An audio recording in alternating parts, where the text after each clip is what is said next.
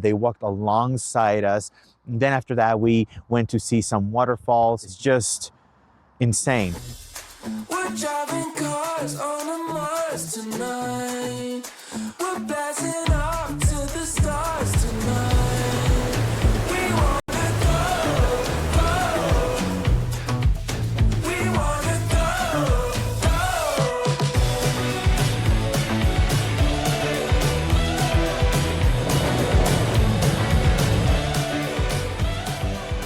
And right when we were about to hit the geysers, this snowstorm from hell dropped on us. And we had to run to the car and take the red.